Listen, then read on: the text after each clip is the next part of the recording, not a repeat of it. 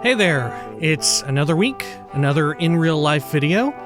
This time the topic is sort of one that has been on the list for a while now, because I figured it would come up, but similarly a bunch of people have asked me this question as well. The big question is, are we going to do anything for Phantom Liberty, or even play through Cyberpunk 2077 again? And the answer is maybe. Sorry to not give you anything too specific. I'm sitting on a maybe, leaning toward very likely. One of the situations with this is, of course, we've already played through the entire core game, but that was like effectively the launch and a few patches into the launch version, which, you know, had its issues. That said, the issues that I had with the core game weren't necessarily like the technical problems a lot of people ran into, and I did run into a few technical weird issues, but I don't know, I'm generally pretty good at like hand waving away any sort of technical problems. If anything, it can be fun or funny or whatever, right? It's not too bad so long as it doesn't just like completely obliterate the playthrough or like the save file or anything like that. I had hangups with that game, the core game at least, with its structure and tone. Not to get into it too much, but the way in which it's sort of paced out without spoiling anything. One of the first missions that you do is very good as a hook, right? It serves very well as a hook for the game to get you invested and to keep playing. But in retrospect, after playing through it, you kind of look back at it and think, oh, this was maybe the coolest mission in the game. I don't know, as far as the main story quests are concerned. I wish that the entirety of the game felt like this and had this kind of amount of work put into it. And there are other moments that get close, but the highs never quite hit that high. And same goes for like within the story and I don't know what you would say, the lore or world building of that early big, huge deal of a mission that was in a whole lot of the promo material and everything. It feels as though it would make more sense toward the end of the game. But if you put it toward the end of the game, then you wouldn't really have a terribly good call to action, and a key character wouldn't be able to get involved until the end of the game. So, I don't know, it's kind of a catch-22 situation. I don't know if that's even how you use that, but I like using it. As far as I know, as far as I've heard, Phantom Liberty doesn't really change any of the like structure of the core game as far as questing and stuff like that, and the locations of when you start to do those sorts of quests. It does, the 2.0 patch that preceded Phantom Liberty did restructure a lot of the mechanics of the game, which makes it, as far as I know, in conjunction with other prior updates, it makes it into a really, like, from what I can tell, from what I've seen, I've looked at like the talent trees and stuff that they've redone for the 2.0 update. It seems like a really fun sort of action role-playing game, and whether or not the story and like the mood and vibe and everything hits for you, that's up to personal taste, but it seems like there's some good ways in which you can build a action role-playing game character and sort of interact with the world in that way. And that's something that is definitely compelling to me. And throughout the playthrough, I kind of had this ever-present issue with a lot of the tone of the game, in that it feels very I don't know. I don't know what the best way is to put this. It's very, and it is intentionally this way, right? Which is probably my main hang-up, is that it is very intentionally done this way. It's not like a mistake or anything. This is by design.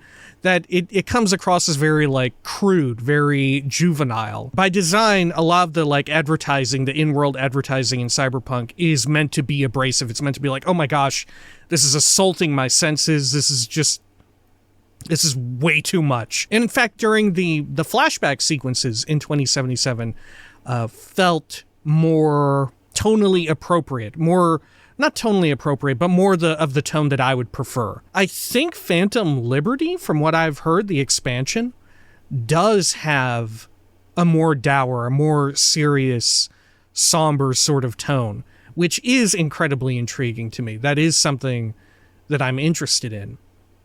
And the new area doesn't have that same degree of just like, yeah, 20 dildos all over town.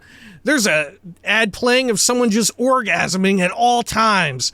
You know, it's not quite that degree that was in the core game. So those things together, I feel like there's possibility for it to be like this really, I don't know, nice action role-playing game package with a cool story. I'm not sure like how much agency or like personal character development would be in there. I would assume it's roughly on par with like Witcher 3. I do think that there's good potential. I am intrigued by Phantom Liberty. So the way in which I was thinking of tackling it is to try something else out that's kind of experimental. And to be clear, this is me saying I'm not 100% committing to doing it. But if I did, this would be how I would do it. And this would probably be the only feasible way for me to do it, especially anytime soon with like holiday seasons coming up where I'm typically busy going out of town to see family, stuff like that. You know, the usual fare around that time of year. But the way in which I would tackle it, and I've referred to this in a few past videos, usually at the end. I think I really brought it up at the end of the Elden Ring playthrough. But what I'm thinking is if I did, in a world in which I did replay Cyberpunk 2077, maybe not doing the entirety of all side quests. I don't know. It depends on how much fun the action RPG parts are to interact with. I'm not sure. But definitely at least doing critical path stuff in the core game and everything in Phantom Liberty. All of this stuff added with Phantom Liberty I would want to 100% interact with. I would go about it by recording myself playing the entirety of all of that. I would do the entire playthrough first before I even publish a single video, and then after I've finished I would just put out the entire playlist at once. I would just publish like the first video to people's feeds and then have every single other video be not unlisted but not go to people's feeds, right? And I would just have like an extra mention there at the end like, yeah, if you want to watch the rest of it, well, you're in luck.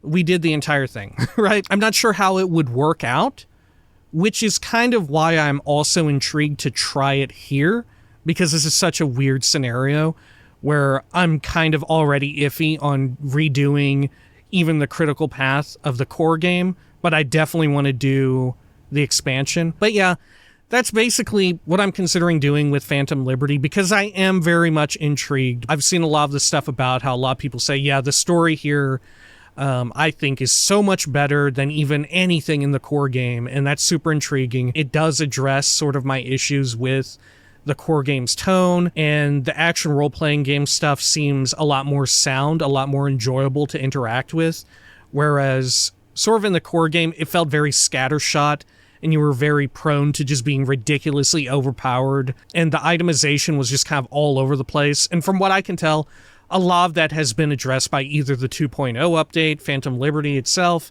or preceding updates that we never really got to touch during the playthrough because we finished it so close to launch. Like I said, I'm not committing to it just yet, but it's something that I've been sort of thinking about, and absolutely welcoming any feedback and any thoughts on doing that. But yeah, I would want to do all of that so that way I wouldn't be sort of, as things get busier and busier, I don't have to worry about sort of keeping to his schedule. If I want, I can just miss a day because it doesn't matter. It'll just all go out at the same time. It'll just all be ready when it's ready. And I feel like also because I've played the core game, audience interaction, general viewer interaction, as it were, will be less relevant. You know, because sort of the core game has already been experienced. I kind of get the gist of rough mechanics and all of that. Although, granted, you know, a lot of the stuff has been reintroduced and rebalanced and all of that. I do feel like this is the perfect situation to test this kind of video recording and publishing situation in the event that I want to do it for future games, right? Especially ones I've already played before in the past, but that I would like to have videos on, playthrough videos on the channel. Like, depending on how Phantom Liberty goes, that may influence Like, for instance, Dragon's Dogma Dark Arisen is 100% something that I want to do a playthrough for on the channel before Dragon's Dogma 2 hits. But I've fully played through all of Dragon's Dogma Dark Arisen except for, like, the final boss in Dark Arisen. I've played through effectively everything in that game. So it's this weird catch of a situation. But like I said, Phantom Liberty could prove to be a useful experiment. The catch is, with it, is do I do everything in the core game? I'm not sure. Because what if I want to? You know, what if I'm interested in sort of interacting with all of that? Because they do explicitly recommend you start a brand new character for the 2.0 update for Phantom Liberty, rather than continuing a character that you have saved just before the final mission or whatever, which I do have that.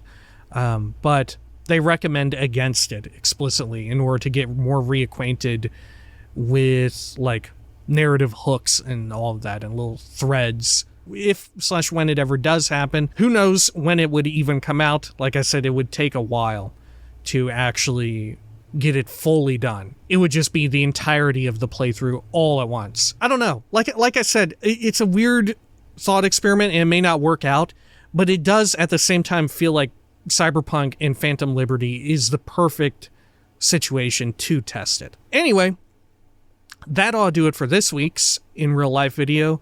As per usual, if you do have any questions that you want added to the ever-growing list, I think I'm up to like nearing 30 some odd entries on the list of questions and topics, some of which I've added, some of which viewers have added. Feel free to write in comments with questions that you want answered in future ones, and I'll consider them. Obviously, not all of them will go through. Some may be, for whatever reason, like about stuff too far in the future, or, I don't know, something that I don't want to discuss because it's like too personal or too private, or for whatever reason, you know, or something that like I can't talk about because it would be breaking YouTube terms of service or something like that, you know. Anyway, that'll do it. Until next time, please take care of each other.